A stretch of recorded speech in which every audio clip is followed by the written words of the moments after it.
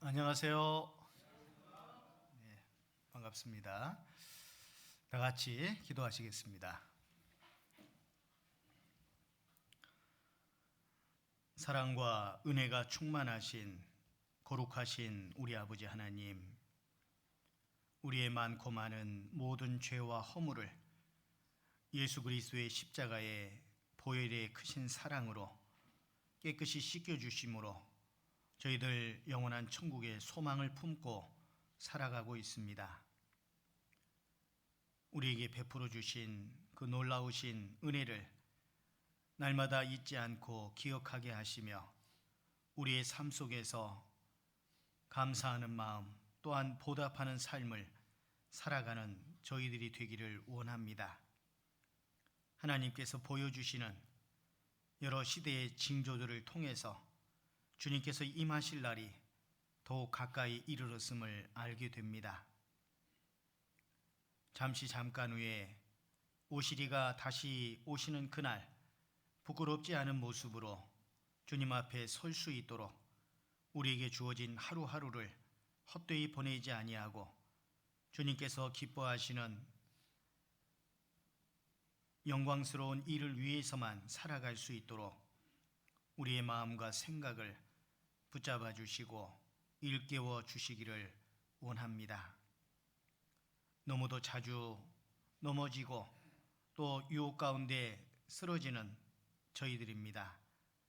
주님의 약속의 말씀을 굳게 붙들고 능력의 말씀을 굳게 붙들고 그 말씀의 능력을 힘입어 승리하는 삶을 살아갈 수 있도록 도와주시며 주님의 말씀의 그 능력으로 우리의 삶이 조금씩 변화되어 주님 쓰심에 합당한 그릇으로 예비되게 하시고 우리의 선한 행실을 통해서 주변에 이뤄진 영혼들을 주님 앞으로 이끄는 일에 지혜롭게 행할 수 있도록 도와주시기를 원합니다.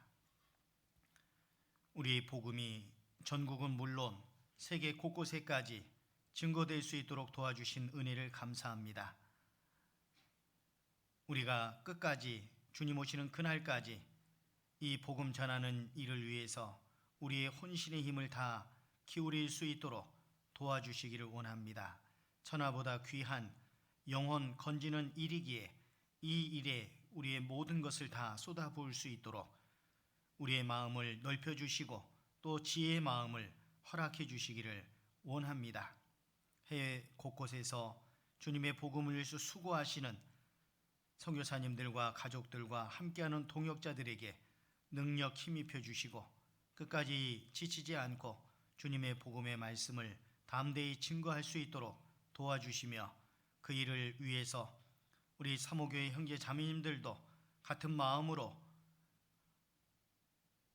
힘을 기울일 수 있도록 마음을 기울일 수 있도록 또 기도하며 물질적인 후원 또한 힘껏 행할 수 있도록 우리에게 넓은 마음을 허락해 주시기를 원합니다. 오늘도 부족한 자의 입술을 통해서 주님께서 나타내시고자 하시는 말씀을 또 증거하게 하시고 우리 삶의 변화를 받을 수 있는 소중한 시간으로 이 한 시간 채워 주시옵소서. 우리를 너무도 사랑하시는 고마우신 예수 그리스도 이름으로 기도드렸습니다. 아멘. 마태복음 8장을 보겠습니다.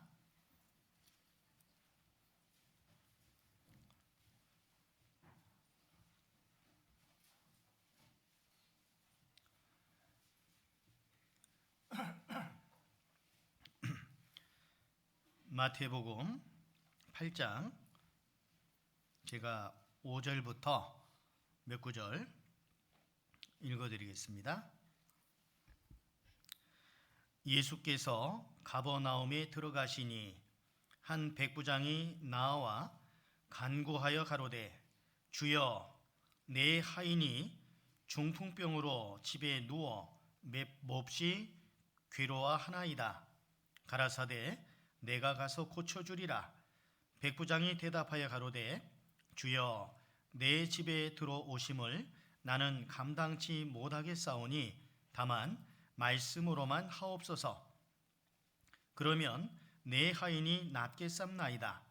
나도 남의 수하에 있는 사람이요 내 아래도 군사가 있으니 이더러 가라 하면 가고 저더러 오라 하면 오고 내 종도로 이것을 하라 하면 하나이다.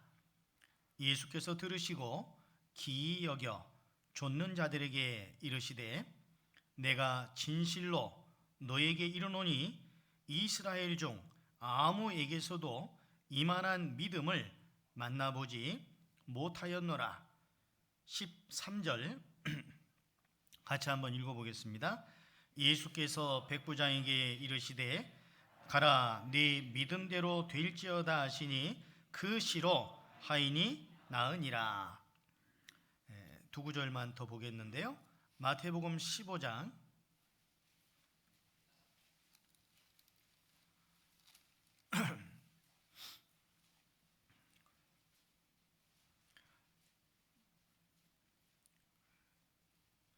27절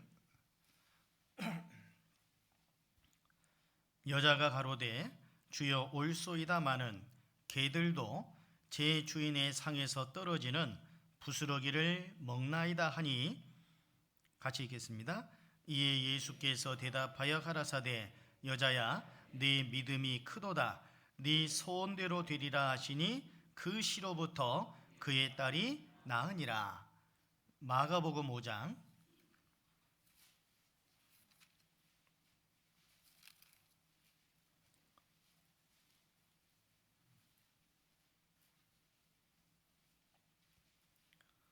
25절입니다. 12해를 혈루증으로 앓는 한 여자가 있어 많은 의원에게 많은 괴로움을 받았고 있던 것도 다 허비하였으되 아무 효험이 없고 도리어 더 중하해졌던 차에 예수의 소문을 듣고 무리 가운데 섞여 뒤로 와서 그의 옷에 손을 대니 이는 내가 그의 옷에만 손을 대어도 구원을 얻으리라 하밀러라. 29절 같이 읽겠습니다. 이에 그의 혈루 근원이 곧 마름에 병이 나은 줄을 몸에 깨달으니라. 네, 반갑습니다. 우리 사모교회는 참 오랜만에 온 것 같습니다. 처음 자립하고 얼마 안 돼서 성경 강연회로 한번 찾아뵀었는데요. 그 이후에 꽤 좀 시간이 흘렀고 오늘 이제 순천에서 차를 타고 이제 와 보니까 이곳이 사모교회가 맞나 싶더라고요. 얼마 안 되시는 분들이 참으로 수고하셔서 참 귀한 또 장소를 마련하신 것 같고요. 또 그 흘린 또 땀방울 또 수고가 헛되지 않고 또 그로 말미암아 또 새로운 영혼들 또 건지는 그런 귀한 또 일들이 일어나고 있다는 얘기를 들었습니다. 앞으로도 또 이 장소를 통해서 더 많은 영혼들에게 복음이 증거될 수 있도록 또 함께 기도하도록 하겠습니다. 오늘 교회 소식지를 보니까 3월 18일부터 집회가 또 있더라고요. 보니까 우리는 뭐 항상 집회가 있죠. 그래서 어떤 말씀을 드리는 게 좋겠는가 생각을 하다가 아무리 강조해도 지나침이 없는 전도에 대한 그러한 말씀을 드려야 되겠다 생각을 했고 그 전도를 우리가 당연히 하는데 그리스도인들이라면 어떤 마음을 가지고 해야 될 것인가라는 그러한 생각을 가지고 사랑으로 말미암는 믿음의 역사라는 제목을 잡았습니다. 하나님께서는 믿음 있는 자를 통해서 역사하시는데 그 믿음이라고 하는 것도 사랑이 겸비된 사랑이 함께하는 그러한 믿음을 통한 주님의 역사하심이 우리 가운데 있습니다. 우리가 전도를 하다 보면 처음에 좋은 마음으로 영혼을 불쌍히 여기는 마음을 가지고 전도를 하게 되는데 내 마음 같지 않잖아요. 그죠? 구원받지 못한 세상 사람들의 마음은 내 마음 같지 않기 때문에 우리가 간절함을 가지고 기도 가운데 준비해서 말씀 들어보자고 권유하고 또 말씀 가운데 이끌게 되는데 상대방은 우리의 그 마음을 전혀 모릅니다. 그렇기 때문에 듣다가 자세도 좋지 않고 또 끝까지 듣는 게 아니라 뭐 빠지면서 듣기도 하고 하루 듣다 말기도 하고 또 자리에는 앉아 있지만 뭐 스마트폰을 한다든지 또 딴 데 정신을 두고 이렇게 말씀을 듣기 때문에 인도하는 분의 마음이 상하게 되고 그래서 처음에는 좋은 마음으로 정말 불쌍히 여기는 마음을 가지고 사랑하는 마음을 가지고 임했는데 그 하는 그 행동들 그런 것들을 보다 보면 속이 터지고 그리고 결국은 그 사랑의 마음이 미움의 마음으로 바뀌어지게 되기도 합니다. 또 말씀을 다 들었음에도 불구하고 구원을 받지 못하게 되면은 우리의 마음이 상하기 때문에 그 상한 마음이 얼굴빛을 통해서 또 드러내어지게 돼요.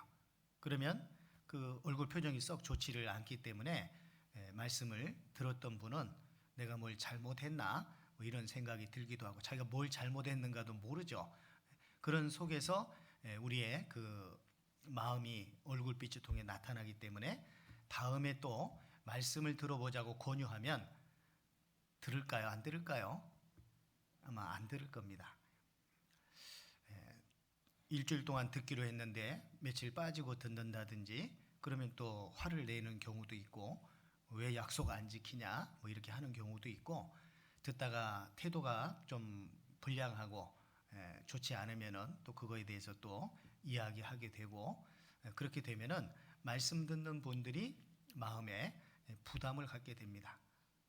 하루라도 말씀 가운데 참여했다면 그거에 대해서 고마움을 표현하고 표시하고 다음에는 좀 더 뭐 이틀 3일 한번 좀 더 들어보자 이렇게 권유를 하고 또 다음에는 또 한번 또 듣다 보면 마음이 조금은 열려질 거니까 다음에는 좀 더 좀 시간을 내셔서 말씀을 들어보자고 권유할 수 있겠죠. 그런데 듣다가 이제 하루 듣고 못 듣게 되고 뭐 들었어도 구원 못 받고 이렇게 되게 되면은 마음이 상해서 그 사람에게 뭔가 책임을 묻는 듯한 어떤 그런 우리의 그 태도가 비춰질 수가 있습니다. 그렇게 된다면 그 사람은 다음부터는 절대로 말씀을 드리려고 하지 않을 거예요. 그렇기 때문에 우리는 눈높이에 맞춰서 우리는 정말 간절함을 가지고 기도 가운데 준비해서 올인을 했는데 상대방은 그러지가 않잖아요. 그죠? 그렇기 때문에 우리는 끝까지 사랑의 마음을 가지고 전도하지 않으면 안 된다라고 하는 겁니다. 예전에 조모임에 갔는데 한 자매님이 어머니 기도 부탁을 했었어요. 그런데 그날 조모임 때 어머니 기도 부탁 빼달래요. 기도 부탁을 했는데 빼달래요. 그래서 구원 받으셨나 봐요. 그랬더니 아직 못 받았대요. 근데 왜 빼달라고 그래요? 그랬더니 어쩌냐기 전화통 붙잡고 한참 싸운 거예요. 대판 싸운 겁니다. 그러니까 미워진 거예요, 어머니가. 그러니까 빼달라고. 이런 분도 있고 또 어떤 조모임에서 또 이제 집회가 얼마 남지 않았기 때문에 이제 조장님이 옆에 있는 자매님들한테 자 기도 부탁들 하세요. 그러니까 잠잠한 거예요. 그러니까 옆에 앉아 있는 자매님 무릎을 툭 치면서 남편 기도 부탁하라고 그랬더니 그 자매님 입에서 그놈의 인간 그 말이 푹 튀어나오고 깜짝 놀랐어요. 왜 그놈의 인간일까요? 성실한 남편이 아니었던 거죠. 밤늦도록 술 쳐드시고 늦게 오고 그렇게 하고 그런 날들이 또 많고 하다 보니까 남편을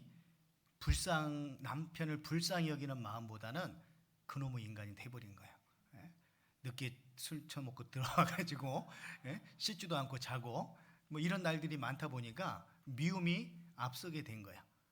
그러면 그 앞에서 또 술 처먹었냐 뭐 이런 식으로 이야기하고 그런 가운데서 집회가 다가오면은 그때 말씀 들어보자고. 그럼 남편이 듣겠어요, 안 듣겠어요? 평상시 태도를 보니까 못 듣겠다는 거예요. 안 그래요? 어떤 자매님은 그 남편이 잠들면 남편 머리맡에서 기도를 합니다. 우리 남편 꼭 구원받게 해달라고. 그렇게 기도를 하고 또 눈물로써 기도하고 하는 가운데서 잠결에 아내가 나를 위해서 기도하네, 이런 걸 좀 느끼잖아요. 그러다 보면 마음이 움직여져요. 마음이 움직여지면 그건 다 된 거예요. 마음이 움직여지면 된 겁니다. 마음이 움직여지면 말씀을 들어요, 안 들어요? 들어요. 열린 상태에서 마음이 말씀을 들으면 구원 받습니다. 오랫동안 10년이건 그 이상 말씀을 들어도 구원 못 받는 분들이 계세요. 왜 그럴까요? 마음 문을 열지 않고 듣는 거예요. 예전에 제가 있던 교회에서 교회 주일날 참석을 합니다. 구역 모임에도 나옵니다. 근데 본인은 아직 구원 못 받았다고 하는 분이 계세요. 그분이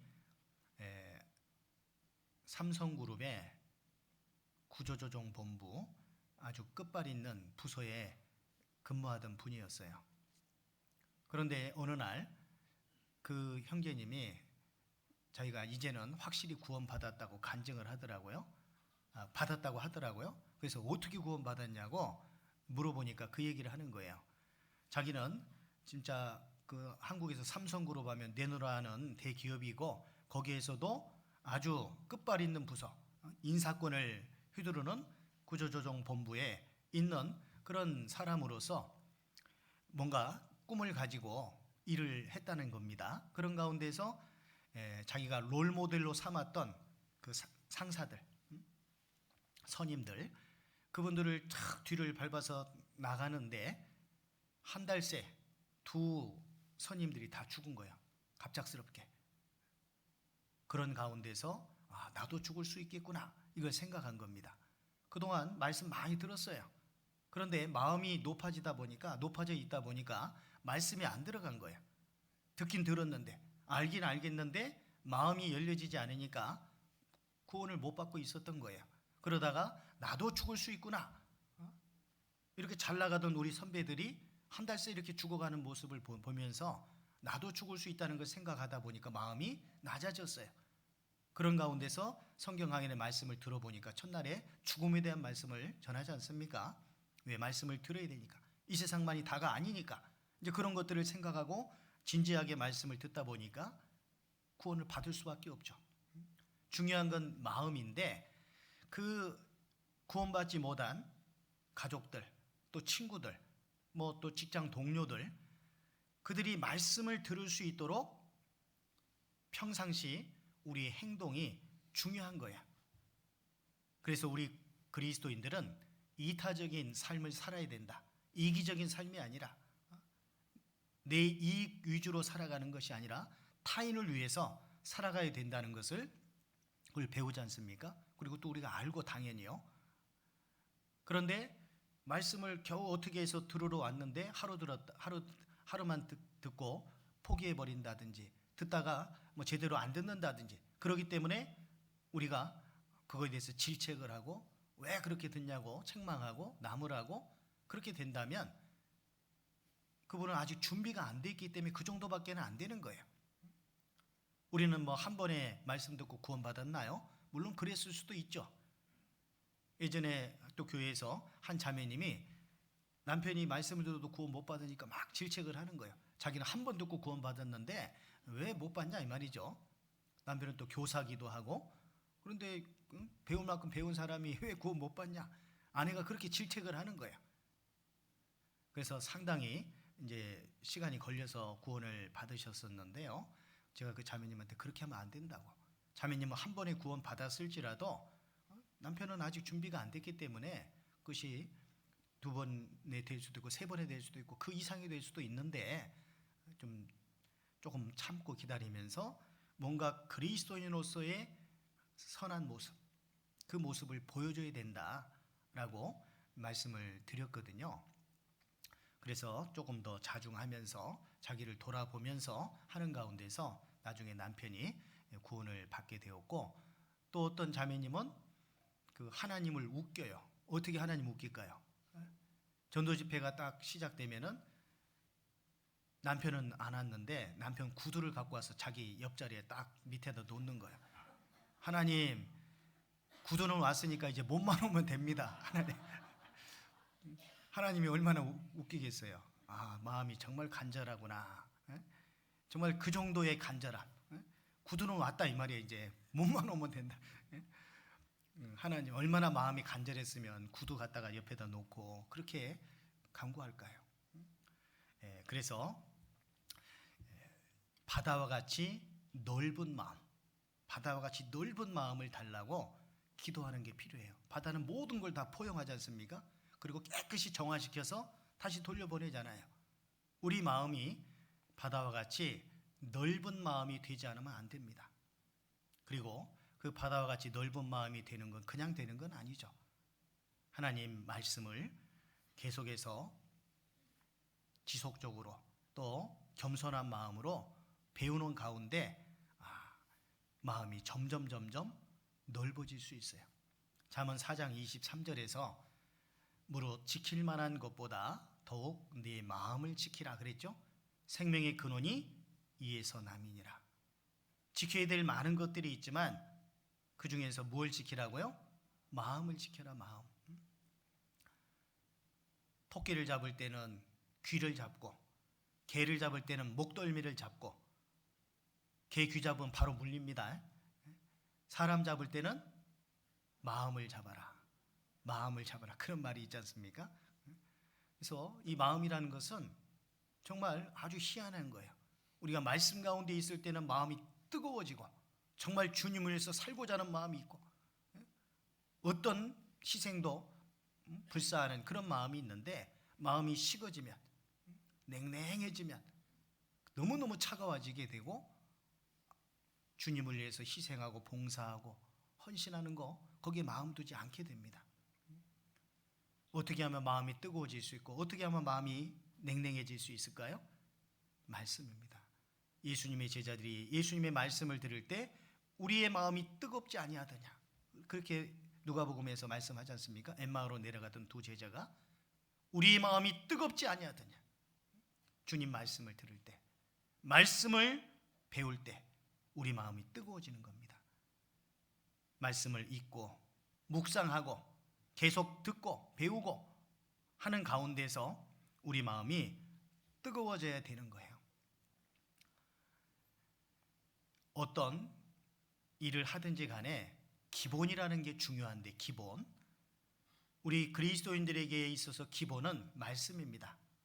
말씀 중심의 삶을 살아갈 때 소중한 것이 무엇인가 하는 것을 더 옳게 분별할 수 있고 그 소중한 것을 위해서 살 수 있어요. 중요한 게 있을 수 있어요. 그러나 그보다 더 중요한 게 있을 수 있죠. 그리고 가장 중요한 것이 있어요. 소중한 거, 중요한 게 있어요. 근데 그보다 더 중요한 게 있거든요. 그리고 가장 중요한 게 있어요. 내가 중요한 일을 하지만 어떤 경우에는 가장 중요한 일, 그것에 반하는 것이 될 수도 있다는 겁니다. 내가 생각하는 중요한 일이. 그렇기 때문에 어떤 것이 정말 가장 중요한 것이냐, 중요한 일이냐, 그것은 말씀 가운데 내가 함께 할 때 알 수 있어요. 내가 말씀 가운데 함께 할 때 무엇이 정말 중요한 일인지 그걸 알게 됩니다. 사람이 만일 온 천하를 얻고도 제 목숨을 잃으면 무엇이 유익하리요? 사람이 무엇을 주고 제 목숨을 바꾸겠느냐? 마태복음 16장 26절에서 그렇게 말씀하시고 계시죠. 사람이 만일 온 천하를 얻고도 제 목숨 잃으면 무엇이 유익하냐? 물론 그 목숨은 이 육체의 생명만을 말하는 게 아니에요. 영혼의 생명을 말하는 건데, 천하보다 귀한 이 영혼, 그 영혼 건지는 일이 가장 소중하다는 거예요. 옛날, 지금은 그 프로가 있는지 모르겠는데요, 그 주일 아침에 장학 퀴즈라는 걸 했어요. 기억하십니까? 전국에서 내노라 하는 공부 잘하는 고등학생들 가운데 선발해서 그 퀴즈를 하는 겁니다. 인문, 사회, 문학, 그다음에 외국어, 예체능 등등 그런 여러 항목들을 가지고 이제 문제를 푸는 거예요.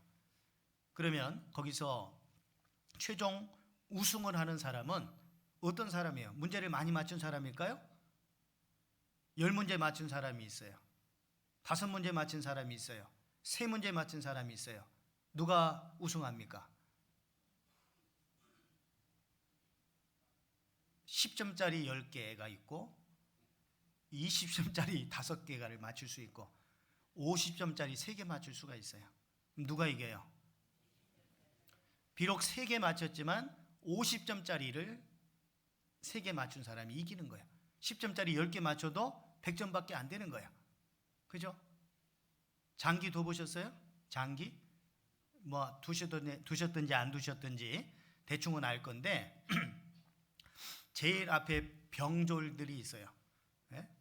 그 다음에 상이라는 것도 있고 마도 있고, 그래서 풀쩍 쪼여가지고 잡기도 하고, 차는 막 쭉 가서 잡기도 하고, 포는 날아가서 잡기도 하고 그런 게 있거든요. 근데 아무리 상대방 걸 많이 잡아도 뭐 잡히면 져요? 왕 잡히면 지는 거예요. 왕 잡히면. 제가 장기를 잘은 못 두지만 조금은 두는데 이렇게 둬가지고 상대방 걸 갖다가 많이 잡았어요. 근데 한순간에 왕 잡히니까 치더라고. 허망하더라고. 아니 많이 잡았는데 내가 이기겠다 싶었는데 왕을 잡히니까 지는 거예요. 결국은 게임의 룰이라는 게 있고, 장학 퀴즈에서도 많이 맞춘 것이 이기는 게 아니라 배점이 높은 것을 많이 맞추는 사람이 이기는 거예요. 우리가 주님의 몸된 교회 안에서 여러 가지 우리가 그리스도인으로서 해야 될 많은 일들이 있습니다. 봉사도 해야 되고 헌신도 해야 되고 여러 가지 해야 될 많은 일들이 있어요.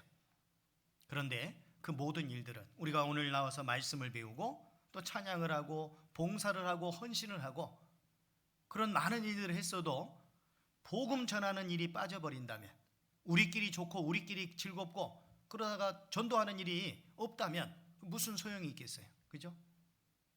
복음 전하는 일이, 한 생명을 건지는 일이 가장 소중한 일이다 이 말이에요. 그렇기 때문에 그 기회를 잘 잡아야 되는 거예요. 에베소서 5장에 보면, 한번 에베소서 5장 찾아봅시다. 에베소서 5장, 제가 말씀드리는 것보다 찾아서 말씀드리는 게 나을 것 같아요.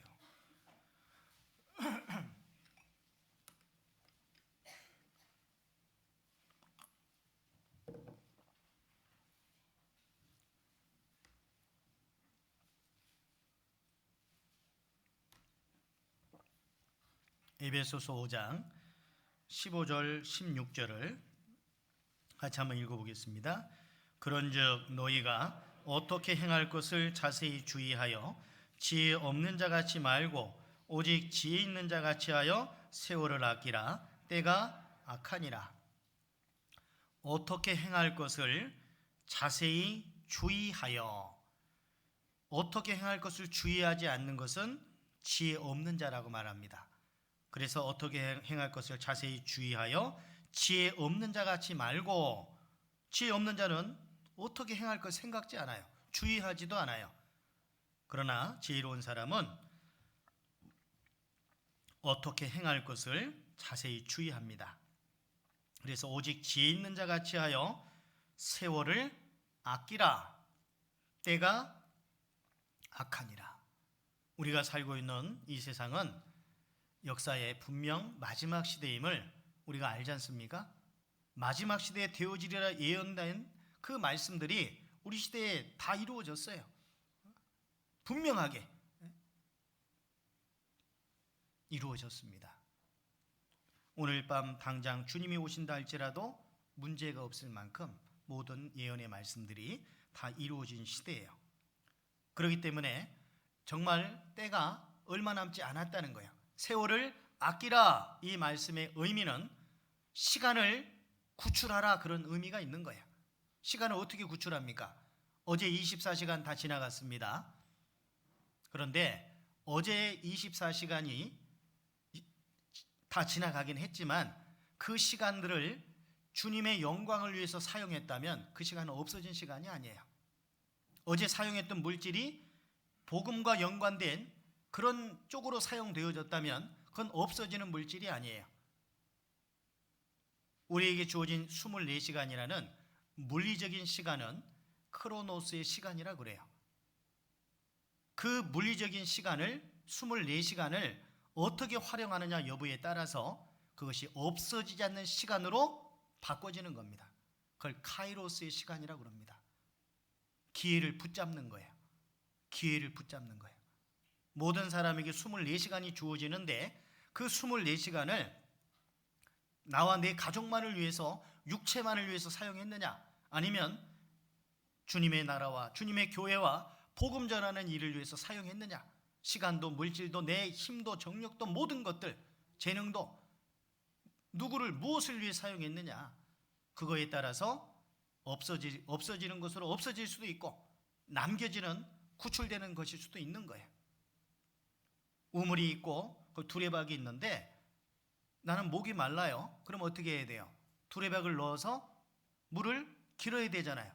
그러면 가란 목이 축여지지 않습니까? 그런데 가만히 있어. 물도 있고 두레박도 있는데 그걸 사용하지 않아요. 그러면 갈증 나서 목말라서 죽을 수 있겠죠. 물을 마시지 않으면 죽죠. 그죠? 주님은 우리에게 주님의 일을 할 수 있는 시간도 물질도 힘도 재능도 모든 것들을 주신 거예요. 그것을 잘 활용해서 없어지지 않는 것으로 바꿔야 되는 거예요. 우리에게 주어진 시간도 없어지지 않는 시간으로 구출해내야 되고, 물질도 마찬가지고 힘도 재능도 마찬가지인 거예요. 근데 그 하나님이 주신 그 모든 것들을 어디에다 사용해야 되냐 이 말이에요. 영혼 건지는 일, 주님이 가장 기뻐하시는 일, 배점이 가장 높은 일. 누가복음 15장에서 주님은 이뤄진 한 마리 양을 찾기 위해서 밤이 맞도록 찾다가 찾은즉 즐거워 어깨 메고 돌아왔다고 되어 있죠.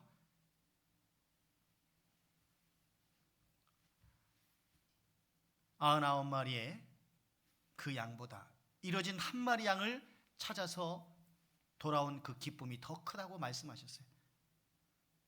함께하는 99마리의 양을 인해서도 기뻐하지만 이뤄진 한 마리 양을 찾아서 가지고 올 때, 데리고 올 때 그것을 더 기뻐한다고 주님 말씀하신 겁니다. 나는 악인의 죽는 것을 참아보지 못하고 악인이 그 길에서 돌이켜 떠나 살기를 원한다고 말씀한 거예요. 비록 악인이라 할지라도 우리는 누구에게 전도합니까? 사랑하는 사람이죠. 내가 관심 있는 사람이죠. 가족들 가운데서도 가장 먼저 생각난 사람은 가장 사랑하는 사람. 그래서 부모님이 될 수도 있고 자녀가 될 수도 있고 배우자가 될 수도 있겠죠. 사랑하는 사람, 관심 있는 사람, 내가 좋아하는 사람, 직장에서도 조금 까칠하지 않는 사람, 말 함부로 하지 않는 사람, 좀 조용한 사람, 그런 사람들을 위주로 먼저 전도를 하지 않습니까? 신건제라고 아세요? 신건제 비슷한 이단 단체가 있어요. 신건제 비슷한 아시나 모르겠네. 네? 거기서는 전도 제외 대상, 노약자, 노인분들, 장애인들, 전도 제외 대상입니다. 왜? 거추장스럽거든요. 그래서 젊은 사람들 위주로 전도합니다. 그런 사람들의 그 모습을 보면 분명히 그것부터 봐도 잘못됐다는 걸 우리가 알게 되는데, 우리 구원받은 그리스도인들이 직장에서는 이웃분 전도할 때, 가족들 전도할 때도 말 잘 듣는 사람, 까칠한 사람은 빼고, 말 거칠게 하는 사람 빼고, 강한 사람 빼고 제쳐놓고 그렇게 하는 건 그런 거나 거의 별반 다를 바가 없는 거예요. 주님은 때를 얻든지 못 얻든지 어떤 사람에게든지 가서 말씀을 전하라고 하신 거예요.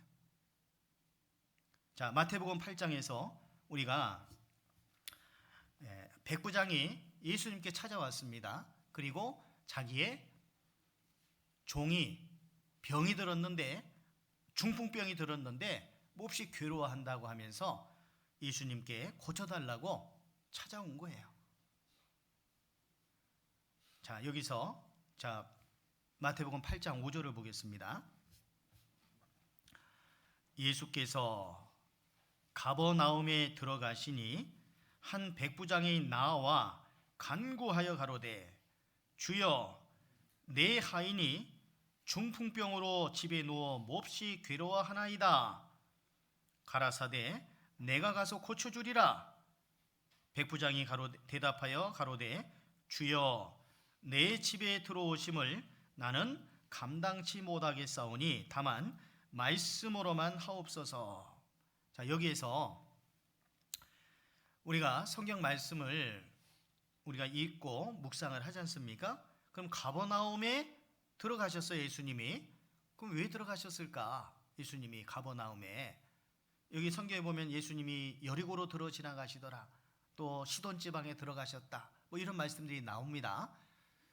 예수님은 뭐 정처 없이 발걸음 닿는 대로 옮겨 다니시는 분이 아니라 예수님을 필요로 하는 사람들이 있는 곳에 주님의 발걸음이 그리로 옮겨진 거예요.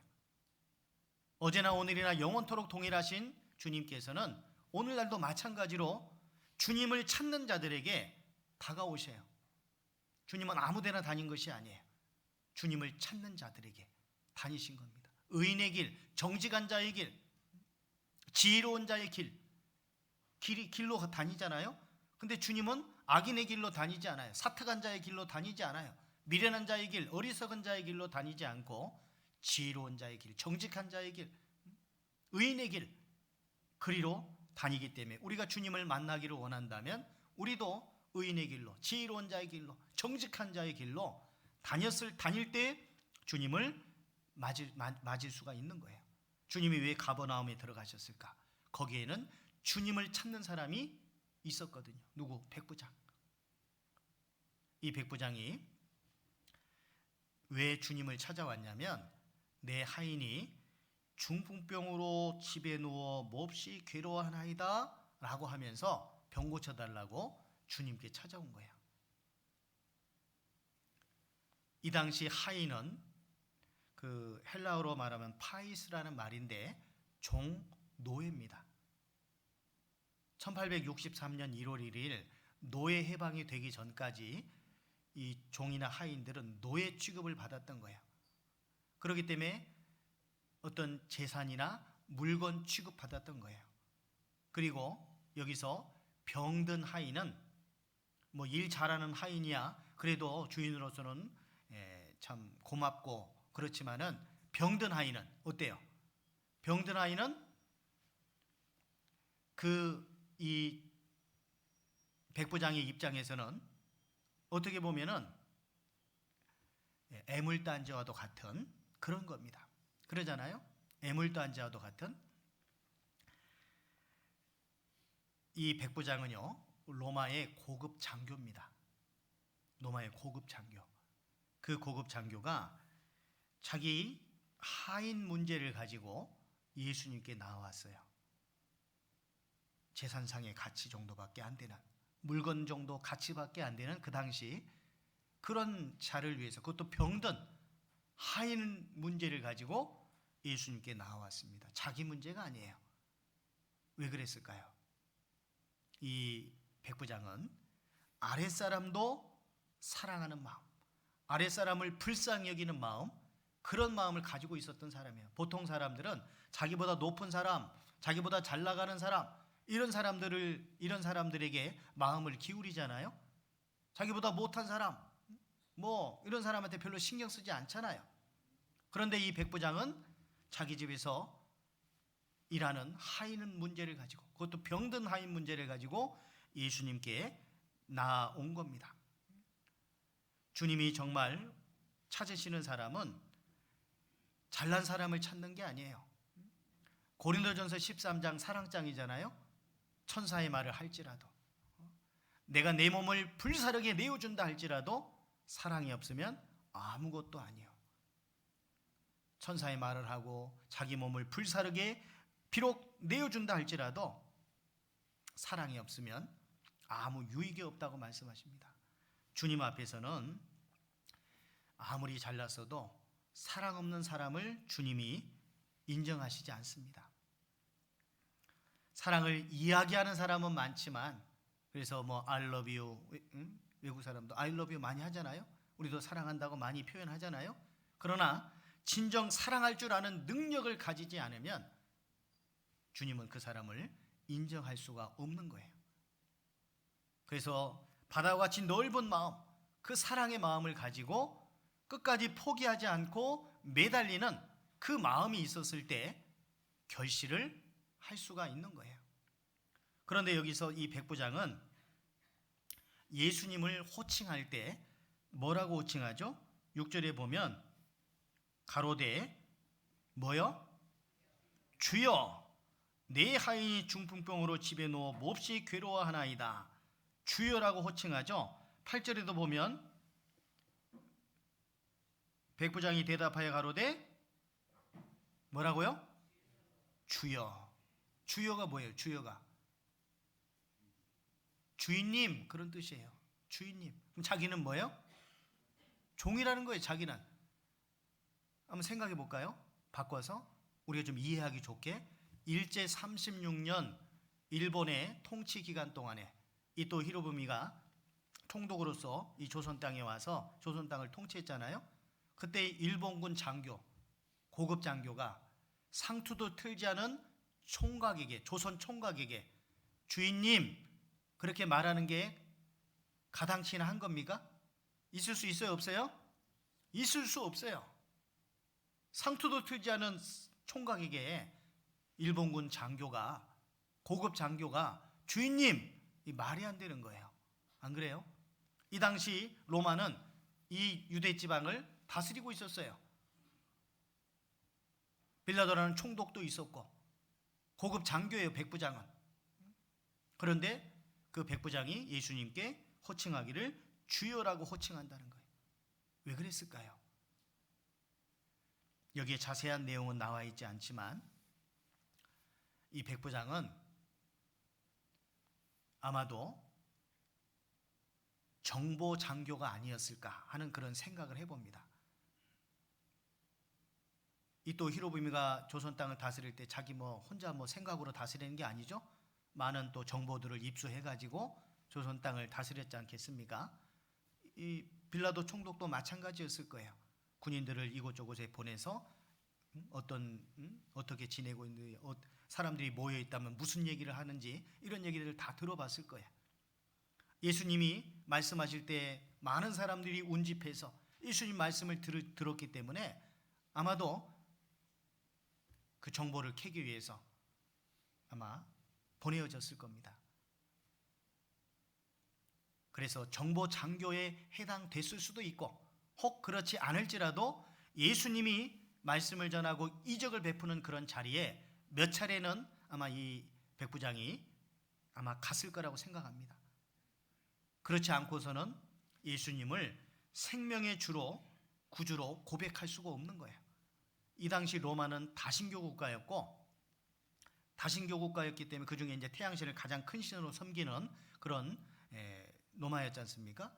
그런 곳에 자라났던 이 백부장이 어떻게 예수님을 주님이라고, 주인님이라고 그렇게 호칭하고 자기의 병든 하인, 중풍병 의사에게 보낸 것이 아니라 예수님에게 고쳐달라고, 지금 여기 마태복음에서는 직접 찾아온 걸로 되어 있지만 누가복음 8장에 보면 장로 며칠 보내서 내 하인을 고쳐달라고 그렇게 얘기를 합니다. 그러면 여기는 직접 찾아온 것처럼 말씀하는데 뭐가 맞냐? 장로들을 보내서 얘기한 게 맞습니다. 그럼 여기는 왜 찾아온 것처럼 했느냐? 백부장이 직접 보내서 메시지를 전했기 때문에 마태는 그런 관점에서 표현을 한 겁니다. 이 백부장이 왜 예수님을 주여라고 호칭을 했을까? 로마의 장교가 식민지 유대 청년에게 주인님이라고 한다는 것은 예수님을 정말 생명의 구주로 믿지 않는다면 그렇게 할 수가 없는 거예요. 자세한 내용은 나와 있지 않지만 예수님이 행하신 여러 기적들과 또 말씀들을 들으면서 아마도 이 백부장이 깨달음이 있었을 거라고 생각을 합니다. 그렇지 않고서 이러한 요구를, 부탁을 드릴 수는 없는 거예요. 자, 여기 마태복음 8장에 보면 6절입니다. 가로되 주여 내 하인이 중풍병으로 집에 누워 몹시 괴로워하나이다. 그러면 이 백부장은 하인이 방에 누워있는 모습을 직접 보고 이야기하는 걸까요? 그냥 들은 얘기만 가지고 얘기하는 걸까요? 직접 가서 본 거예요. 자기의 하인이 병들어서 괴로워하는 모습을 직접 보고 몹시 괴로워한다. 이 하인의 고통당하는 그 마음이 자기의 마음으로 일치된 거예요. 그래서 예수님의 능력을 알기에 예수님께로 데려가기만 하면, 예수님이 도와주시기만 하면 이 하인이 고침받을 수 있으리라는 그 믿음 가지고 사람을 보낸 겁니다. 여기 잠깐 잡아놓으시고 누가복음 보겠습니다. 누가복음 7장입니다. 7장.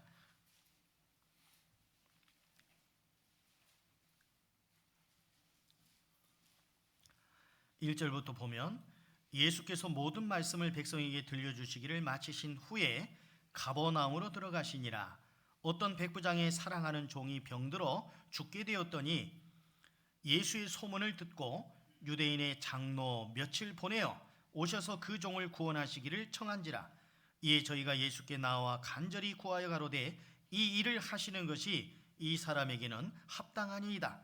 저가 우리 민족을 사랑하고 또한 우리를 위하여 회당을 지었나이다 하니, 예수께서 함께 가실새 이에 그 집이 멀지 아니하여 백부장이 벗들을 보내어 가로되 주여 수고하시지 마옵소서. 내 집에 들어오심을 나는 감당치 못하겠나이다. 그러므로 내가 주께 나아가기도 감당치 못할 줄을 알았나이다. 말씀만 하사 내 하인을 낫게 하소서. 왜 백부장이 직접 오지 않았느냐? 내가 주님 앞에 나아가기도 감당치 못할 자라는 걸 알고 있는 거예요. 그리고 이것은 백부장이 마태복음 8장 보시면요, 8장 8절을 보겠습니다. 8장 7절. 가라사대 내가 가서 고쳐주리라. 근데 고쳐준다고 하시면서 내가 가서 고쳐주리라 이렇게 말씀하셨죠. 그러니까 8절에 백부장이 대답하여 가로되 주여 내 집에 들어오심을 나는 감당치 못하겠사오니 다만 말씀으로만 하옵소서. 그러면 내 하인이 낫겠삼나이다. 주님, 내 집에 들어오심을 나는 감당치 못하겠습니다. 다만 말씀만 해주세요. 아까 누가복음 8장에서도 감당치 못하겠다고 그러죠. 내가 주님 앞에 나아가기를. 그래서 장로 며칠 보내서 말씀을 한 거예요. 그러면 백부장은 왜 그랬을까요? 누가복음 5장에서도 베드로가 깊은 데로 가서 그물을 내려 고기를 잡으라 하신 그 명령을 듣고 그물을 내온 것이 심이 많아 그물이 찢어지게 된 것을 보고 주여 저는 죄인으로서이다 라고 고백을 하거든요. 그전엔 선생님 하다가 주여라는 호칭으로 호칭이 확 바뀝니다. 베드로의 호칭이, 베드로가 주님을 부르는 호칭이 처음엔 선생님 그렇게 부르다가 선생님하고 주님은 천지 차이지 않습니까? 생명의 구주로 고백하는 거예요. 이 백부장도 왜 이렇게 했을까? 이 당시 이방인들이, 유대인들이 이방인들과 함께 하는 거, 함께 음식을 먹는다든지 그 집을 방문한다든지 이런 것은 금기시 되어 있었던 거예요.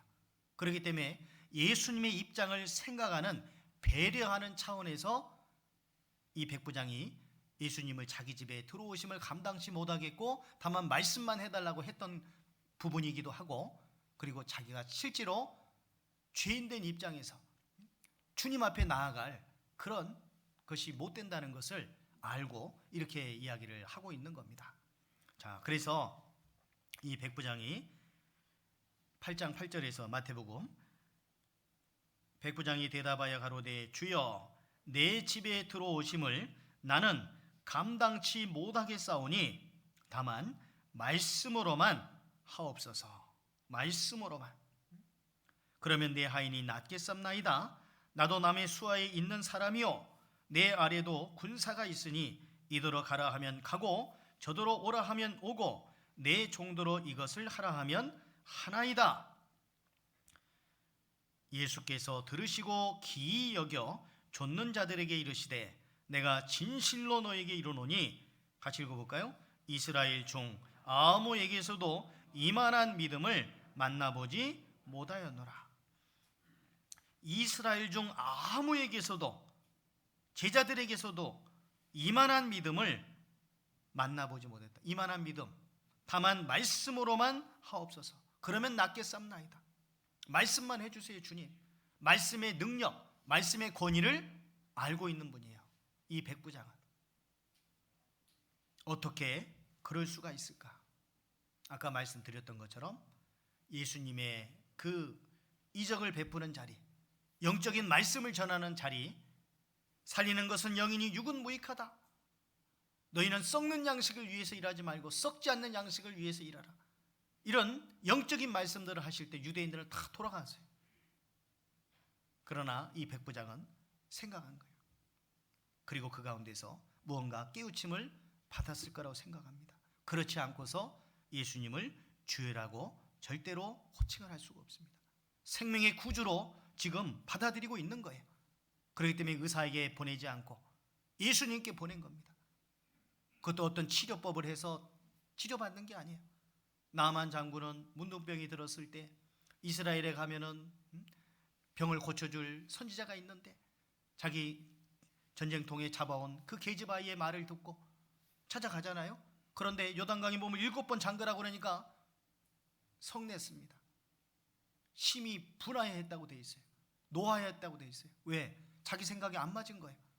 고쳐주려면, 문둥병을 고쳐주려면 뭔가 무당이 푸닥거리 하듯이 막 딸랑딸랑 흔들면서 주술적인 행위를 함으로써 고쳐줄 줄 알았는데 요단강에 몸 잠그라고 7번?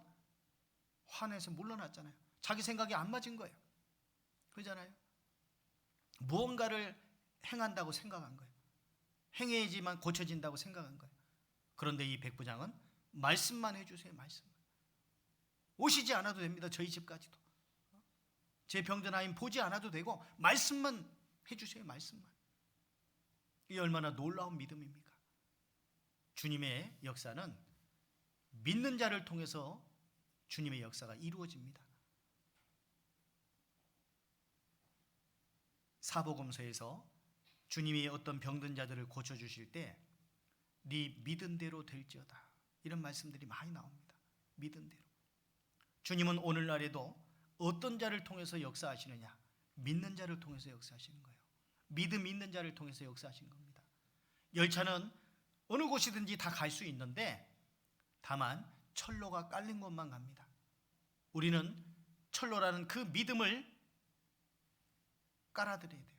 철로를 깔아드리듯이 우리의 믿음을 통해서 주님이 역사하실 수 있도록 그렇게 하셔야 됩니다. 주님은 믿음 있는 자를 통해서 역사하십니다. 믿음 없는 자를 통해서는 역사하실 수가 없어요. 주님은 능력을 베푸시지만 믿음 있는 자를 통해서 주님의 능력이 나타나는 거예요. 그리고 그 믿음은 들음에서 난다.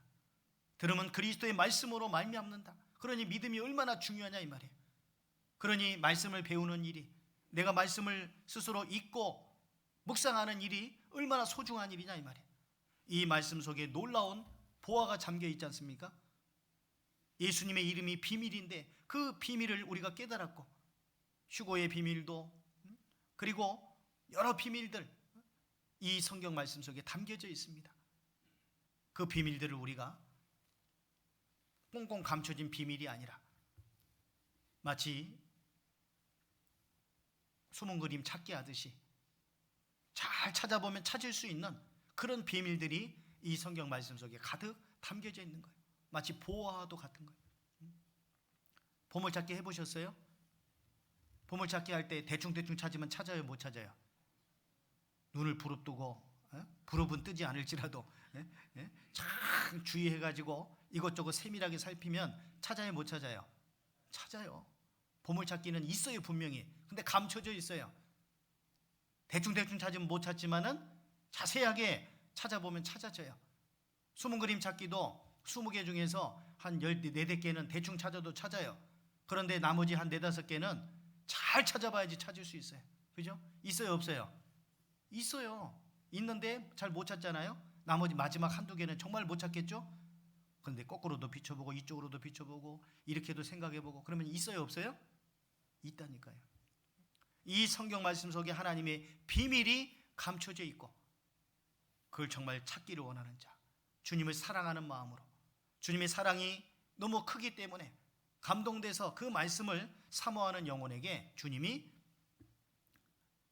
나타내 주시는 거예요. 그 말씀을 깨닫게 해주시는 겁니다. 이 백부장도 그런 믿음이 있었던 거예요. 다만 말씀으로만 하옵소서. 우리는 믿음이 있다고 하는데 정작 어떤 상황이 주어지면 믿음 없는 모습이 나올 수가 있습니다.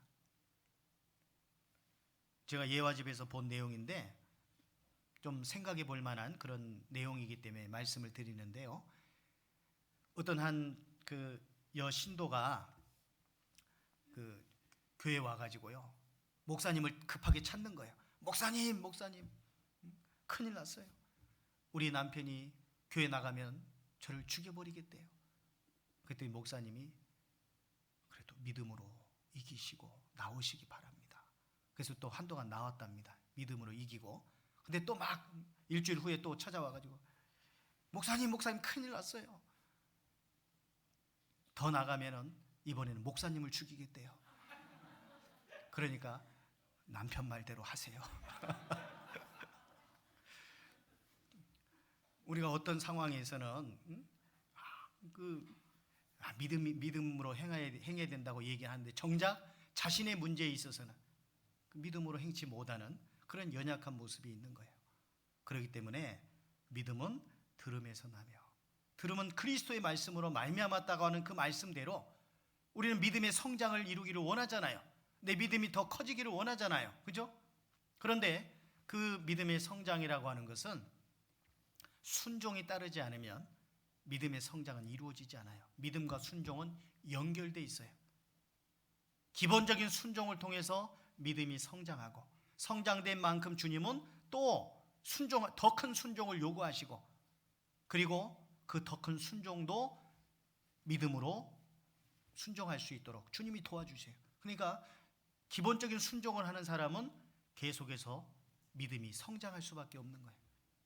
기본적인 순종을 하지 않는 사람은 더 큰 순종도 할 수가 없고 믿음의 성장도 이루어질 수가 없는 거예요. 그리고 그 믿음에 덧붙여져야 될 것이 뭐라고요? 사랑이다. 사랑. 자, 마태복음 여기 마태복음 보시기 전에 마태복음 8장 13절입니다.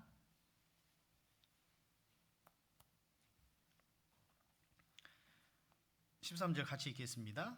예수께서 백부장에게 이르시되 가라, 네 믿음대로 될지어다 하시니 그 시로 하인이 나으니라. 예수께서 백부장에게 말씀하시기를 가라, 네 믿음대로 될지어다 하시니 그 시로 하인이 나으니라. 바로 그 순간부터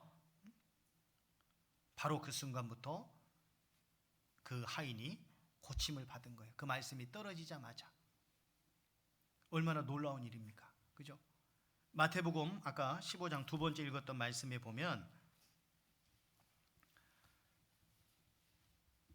28절에서 이에 예수께서 대답하여 가라사대 여자야, 네 믿음이 크도다. 네 소원대로 되리라 하시니 그 시로부터 그의 딸이 나으니라. 그 시로 나으니라. 그 시로부터 그의 딸이 나으니라. 여자야, 네 믿음이 크도다. 네 소원대로 되리라. 만약 우리가 주님께로부터 이런 응답하심을 받을 수 있다면 얼마나 좋겠어요. 그죠? 주님이 우리에게 누구야? 네 믿음이 크다. 네 소원대로 되리라. 우리 소원 어떤 소원이 있습니까? 우리 구원받은 그리스도인들의 소원은 이 세상 것 얻고자 하는 그런 소원이 아니죠. 하나님의 뜻대로 하는 근심, 소원이 있잖아요. 누가복음 18장의 비유로서 말씀하신 불의한 재판관에 대한 가난한 과부의 그 원한 있지 않습니까? 원한. 단지 원함이 아닌 원한. 단지 소원만이 아닌 원한. 원하는 것만이 아니라 이루어질 때까지 기어이 매달려서 약속을 받아내고야만은 그 원한, 그 원한들이 있잖아요. 그죠? 그래서 기도 부탁도 내놓고 하잖아요.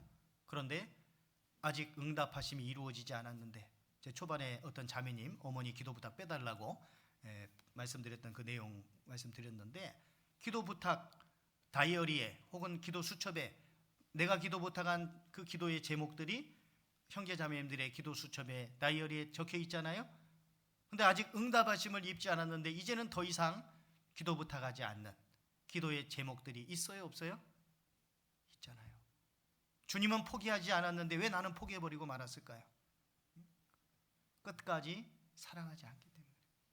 여러 가지 이유들이 있었겠죠. 내가 아무리 권해도 묵묵부답 혹은 핍박,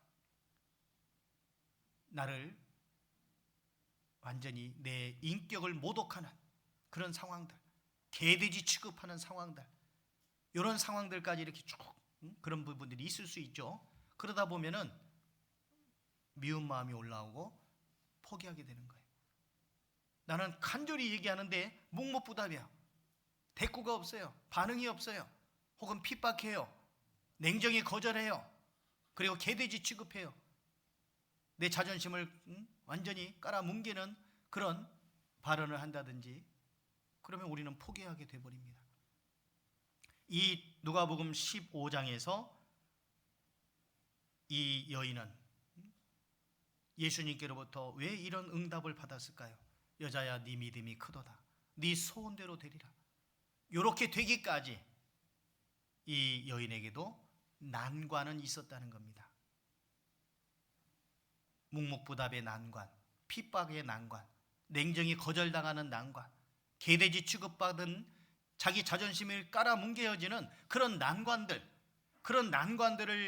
끝까지 그런 난관들 속에서도 포기하지 않고 매달렸을 때 결국 약속을 받아내고야 말았던 거예요.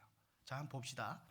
이 여인에게 주어졌던 난관들, 우리가 전도할 때 우리에게 주어지는 상황하고 유사한 상황일 겁니다. 자, 마태복음 15장 21절에 보시면 예수께서 거기서 나가사 두로와 시돈 지방으로 들어가시니, 여기도 들어가셨죠? 이 여인 만나 주시러 들어가신 거예요. 가나안 여자 하나가 그 지경에서 나와서 소리 질러 가로되 주 다윗의 자손이여 나를 불쌍히 여기소서. 내 딸이 뭐 들렸다고요? 흉악히 귀신 들렸나이다. 소리 질렀다고 돼 있죠? 내 딸이 흉악히 귀신 들렸나이다. 이제 첫 번째 난관은 뭡니까? 23절이죠. 예수는 한 말씀도 대답지 아니하시니. 이게 첫 번째 난관이에요. 한 말씀도 대답지 않았어요. 우리가 전도하는데 상대방은 우리 말을 콧방귀도 끼지 않아. 호박에 침 주는 식으로, 벽 보고 이야기하는 식으로 그렇게 되는 경우가 있을 수 있죠. 그러면 기분 나쁘죠. 내 말을 신청해 주지 않으니까 기분 좋아요, 나빠요? 나쁘죠? 괜히 나를 무시하는 것 같고, 그러면 더 이상 안 하고 싶어요. 그죠? 나에게 전도했던 분이 나에게 전도했을 때 우리는 그래 가서 한번 들어봅시다 하고 곧바로 그 이끌림에 수락을 했습니까? 아니면 계속 빼고 뭐 이렇게 하다가 수락했습니까? 대부분은 한 번에 수락하지 않아요. 대부분은 계속 매달리고 또 매달리고 하니까 아이고 징하네 하고 이제 찾아와서 말씀 듣다가 이제 구원을 받게 됐는데요. 자, 두 번째 난관은 23절 두 번째 줄에 보면 첫 번째는 예수는 한 말씀도 대답지 아니하시니 이렇게 되어 있고요. 두 번째 난관은 제자들이 와서 청하여 말하되 그 여자가 우리 뒤에서 소리를 지르오니 뭐 하소서? 보내소서. 주변 사람들의 핍박이 있는 거예요. 핍박.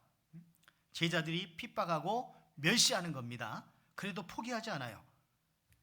24절에 보면 예수께서 대답하여 가라사대 나는 이스라엘 집에 잃어버린 양 외에는 다른 데로 보내심을 받지 아니하였노라 하신데 냉정히 거절하고 있는 거예요. 냉정한 거절. 내가 전도하는데 냉정히 거절 당해본 적 있으실 거예요. 절대 안 듣는다. 더 이상 말하지 말아라. 이런 얘기 들으셨을 거예요. 거기서 포기하면 안 된다는 거예요. 그때 이 여인은 25절에 여자가 와서 예수께 절하며 가로되 주여 저를 도우소서. 끝까지 포기하지 않죠? 계속해서 도와달라고 그러죠? 그런데 마지막 카운터 펀치가 날아가요. 26절 대답하여 가라사대 자녀의 떡을 취하여 누구에게? 개들에게 던짐이 마땅치 아니야. 자녀들은 이스라엘 민족을 말하는 거고 개들은 누구 말하는 거예요? 이 가나안 여인, 이방 여인을 말하는 거예요. 개들에게 던짐이 마땅치 않다. 너는 개다 이 말이에요. 그러면 이쯤 되면은 침 뱉고 눈 보라리고 돌아서겠죠. 웬만한 사람 같으면. 그런데 27절에 뭐라고 말했어요? 여자가 27절 같이 읽어볼까요? 여자가 가로되 주여 올소이다마는 개들도 제 주인의 상에서 떨어지는 부스러기를 먹나이다 하니 이 여자가 주여 옳습니다. 저는 개입니다. 그런데 개들도 제 주인의 상에서 떨어지는 부스러기를 먹지 않습니까? 부스러기 은혜라도 좋으니 그 은혜를 베풀어 주세요. 이 말씀을 헬라어 그 원어를 좀 생각해 보면 조금 더 이해하기가 쉬운데요.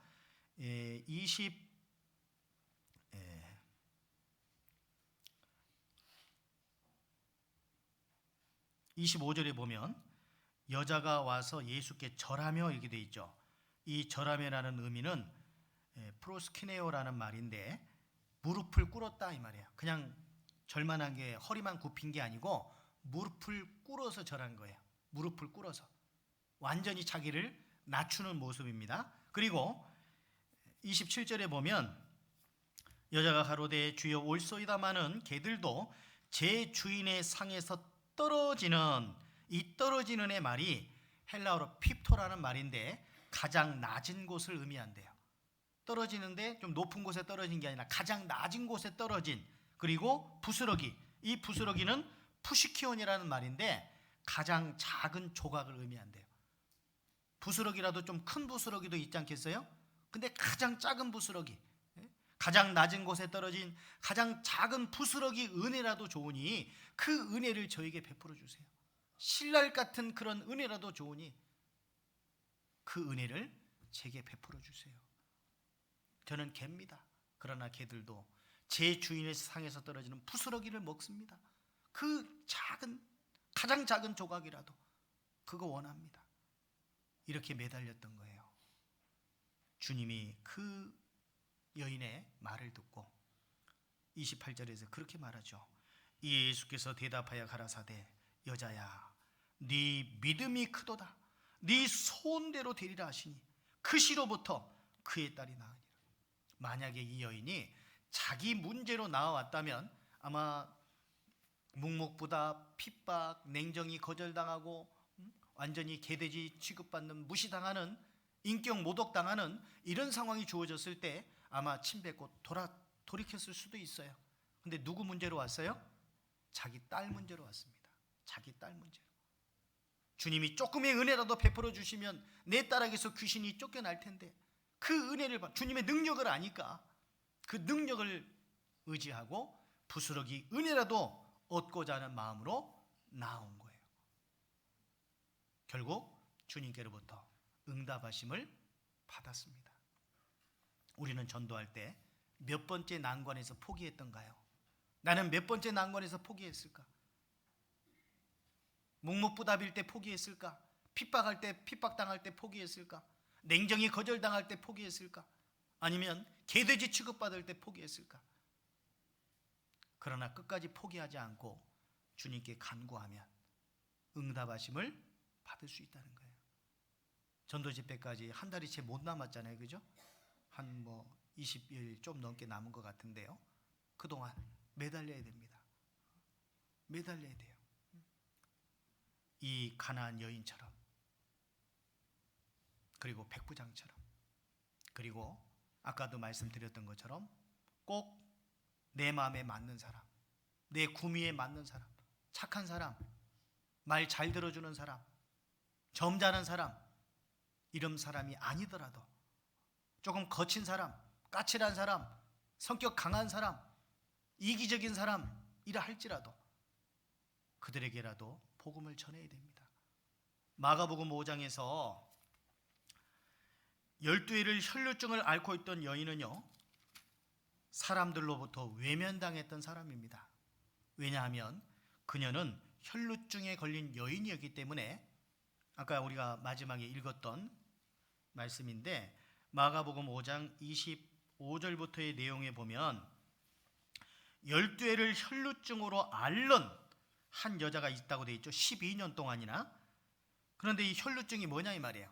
이 혈루증은 혈우병하고는 구분이 되는 겁니다.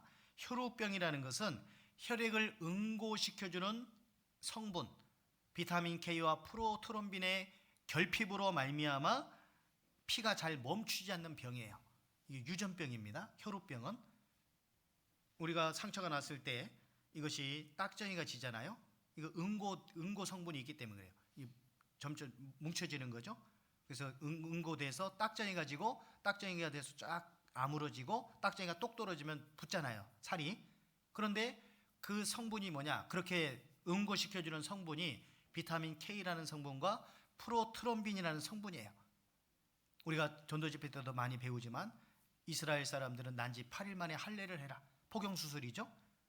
그럼 피가 날 텐데 가장 빨리 아물 수 있는 그 성분 비타민 K, 프로트롬빈이 가장 활성화돼서 많이 왕성하게 분비되는 때가 난지 8일째 된다는 거. 그거 의학적으로 밝혀진 거잖아요. 그죠? 그런데 이 혈우병은 그 인자가 부족해서 피가 잘 멈추지 않는 병이에요. 이게 혈우병이에요. 근데 혈루증은 뭐냐면은 여인에게만 해당되는 거예요. 보통 여인은 월경 때만 피가 나오게 되는데 피의 유출이라는 뜻이 있습니다. 혈루증이라는 거. 이 병은 그 월경과 무관하게 불규칙적으로 출혈이 일어나는 거예요. 그렇기 때문에 성경에서는 레위기서에서는 부정한 병으로 여겨졌던 병이에요. 이 여인이 눕고 앉고 만지고 하는 모든 것들은 다 부정하게 되는 거예요. 그러니 친구가 있을 수가 없어요. 그 여인이 눕는 곳, 앉는 곳, 만지는 것 모든 것이 다 부정하게 되기 때문에 이 여인은 누구를 만질 수도 없고 함께 할 수가 없는 거예요. 그러니까 12년 동안 계속 외면당하고 그랬던 겁니다. 그래서 옷자락에서 전해지는 사랑이라는 그 복음성가에 보면 오래전부터 날 누르는 내 안에 깊은 절망, 아무 희망도 어떤 기대도 내겐 없는데 사람들의 외면과 날 거절하는 눈빛, 아픈 상처로 깊은 짙은 어둠으로 깊이 빠져만 가는데 어디선가 들려오는 하나님 아들 주님 이야기, 그분이라면 그의 옷자락이라도 내 마지막 소망이니 주님을 만났네. 옷자락에서 전해지는 사랑, 내게 임한 주님의 능력, 날 누르는 아픔의 근원을 고치셨네. 그런 찬송이 있지 않습니까? 오래전부터 날 누르는 내 안에 깊은 절망이 있었다는 거예요. 아무런 희망도 없었고 어떤 기대도 할 수가 없는 거예요. 사람들은 외면합니다. 그리고 뭔가 거부하는, 거절하는 눈빛들을 계속 보면서 왕따 신세를 면치 못했던 거예요. 그런데 이 여인에게 누군가 예수님에 대해서 전해준 거예요. 여기 보세요. 26절에 보면 25절부터 제가 읽어볼게요. 12회를 혈루증으로 앓는 한 여자가 있어 많은 의원에게 많은 괴로움을 받았고 있던 곳도 다 허비하였으되 아무 효험이 없고 도리어 더 중후해졌던 차에 뭘 들었어요? 예수의 소문을 들었어요. 소문을 들었다는 얘기는 누군가로부터 들었겠죠? 누군가로부터 이 왕따 당하는 여인에게 예수님을 전해준 거예요. 예수님의 능력, 신적인 권위 이런 것들을 전해준 사람이 있었던 거예요. 외면당하는 이 여인에게 누군가 예수님에 대해서 자세히 전해준 거예요. 그러니 이 여인은 마침 예수님이 지나가신다는 소문을 듣고 사람들 인파가 막 몰려있는 가운데서 뒤로 가서 예수님의 옷자락을 만졌던 거예요. 예수님 옷자락 만지는 거 쉬워요, 어려워요? 답을 못 하시죠? 이 상황이 어떤 상황인가를 살펴야 돼요. 이 상황은 그 앞에 바로 내용에 보면 한번 봅시다. 회당장 야이로의 딸을 살려주기 위해서 가고 있던, 야이로의 집으로 가고 있던 상황이에요. 22절에 보면 회당장 중 하나인 야이로라 하는 이가 와서 예수를 보고 발 아래에 엎드려 많이 간구하여 가로되 내 어린 딸이 죽게 되었사오니 오셔서 그 위에 손을 얹으사 그로 구원을 얻어 살게 하소서 하거늘. 24절 같이 읽어볼까요? 이에 그와 함께 가실새 큰 무리가 따라가며 에워싸 밀더라. 큰 무리가 주님을 에워싸서 막 밀고 가는 그런 상황이에요. 그런데 이 여인이 예수님 뒤로 가서 예수님 옷자락을 만지려고 그래요. 이거 돼요, 안 돼요? 안 되는 거예요. 왜냐하면 이 여인은 혈류증 걸린 여인이에요. 만약 누군가가 그 여인을 알아보면 이 여인은 예수님 앞에 당도하기도 전에 돌 맞아 죽어요. 그러니 예수님 뒤로 가서 예수님을 옷자락을 만지는 이 상황은 생명을 건 믿음이에요. 살고자 하는 절박한 심정으로 나아간 거예요. 그만큼 예수님의 옷자락만이라도 만질 수 있다면 고침받을 수 있으리라는 믿음을 가지고 나아갔던 겁니다. 그렇게까지 이 여인에게 누군가 예수님에 대해서 전해준 거예요. 다른 사람들이 외면하고 왕따 당하는 그 여인에게 전해준 거예요. 우리에게도 내 주변에 있는 많은 분들 중에 전도를 꼭 하고 싶은 사람도 있겠지만 그렇지 않은 사람들도 있을 수 있어요. 이기적이고 자기만 알고 성격 강하고 말 함부로 하고 거칠고 이런 사람이 있을 수 있죠. 근데 그런 사람들이라 할지라도 건져야 되는 거예요. 악인에게나 선인에게나 햇빛과 비와 만물을 주시는 주님이시기 때문에. 그렇다면 우리가 나는 전도할 사람이 없어요 라고 말할 수 없잖아요. 그죠? 전도할 사람이 있어요, 없어요? 있어요. 묵묵부답일지라도 핍박당할지라도 냉정히 거절당할지라도 인격 모독 당할지라도 끝까지 매달려야 됩니다. 그것이 가장 배점이 높은 점수를 따는 그런 길인 거예요. 그 일을 위해서 우리 사목교회 모든 형제 자매님들이 내 힘과 마음과 물질과 모든 것들을 동원해서 전도하는 일에 사용하셔야 됩니다. 음식 한번 거하게 한번 준다든지 선물을 준다든지 계속 하면은 아마 음식 3번 정도 얻어 먹으면 거절 못할 겁니다. 선물 몇 차례 전해주면 거절 못할 거예요. 전도하는 데는 우리의 희생이 필요하기 때문에 시간도 물질도 내 힘도 재능도 사용하지 않으면 영혼 건질 수가 없습니다. 이기적인 마음만을 가지고 내가 손해보지 않으려고 하는 그런 마음을 가지고서는 절대로 전도할 수가 없습니다. 우리는 얼마 남지 않은 이 마지막 때에 복음 전하는 일을 위해서 정말 피 흘리기까지 싸워야 됩니다. 구한말 이 조선 땅에 복음을 전하기 위해서 오셨던 많은 선교사들이 때로는 이 한반도 땅에 들어오기도 전에 창에 찔려 포졸들에게 죽임당하는 경우도 있었고, 어떤 선교사님은 오셔서 복음을 전하는데 너무너무 고집센 이 조선 사람들에게 복음 전하는 게 너무 힘들었어요. 너무 암울했어요. 황무지와 같은 그런 곳이었어요. 그러나 그런 곳에서도 눈물로 기도한다. 언더우드 선교사님의 기도 우리가 끝나고 부를 찬송인데요. 그 언더우드 선교사님의 그 기도가 우리가 전도하는 데 따르는 우리의 상황하고 연결될 수 있습니다. 그들의 눈물과 그런 것들이 있었기 때문에 복음이 우리에게까지 전해진 거죠. 많은 선교사님들이 이곳에 와서 어린 자녀들은 풍토병으로 죽어가고 그럼에도 불구하고 끝까지 이 조선 땅의 복음을 전하는 일을 멈추지 않았거든요. 우리도 아직 구원받지 못한 이뤄진 영혼들을 위해서 이것저것 잴 것이 아니라 오직 복음 전하는 일을 위해서 온 힘을 다 기울이고 살아가는 우리 사모교회 형제 자매님들이 되었으면 좋겠습니다. 같이 잠시 기도하겠습니다. 거룩하신 하나님 아버지, 우리를 구원해 주심은 우리를 통해서 우리 주변에 있는 또 많은 영혼들에게 주님의 복음을 증거하기 위한 목적이 있는 줄 압니다. 우리의 선한 행실을 통해 그리스도인의 향기를 드러내게 하시고 우리의 그러한 또 간절함이 연결되어 이뤄진 영혼들 한 사람 한 사람을 건져내는 일을 위에 온 힘을 다 기울이며 살 수 있도록 도와주시기를 원합니다. 앞으로 갖게 될 대전도 집회 가운데 마음을 모아주시고 귀한 주님의 역사를 우리 가운데 나타내 주셔서 많은 영혼들이 구원함을 받는 귀한 대집회가 될 수 있도록 도와주시옵소서. 한 사람도 방관자가 되지 않고 낙오자가 되지 않고 이 일에 힘껏 행할 수 있도록 도와주셔서 풍성한 결실들이 맺어질 수 있도록 도와주시옵소서. 주 예수 그리스도 이름으로 기도드렸습니다. 아멘.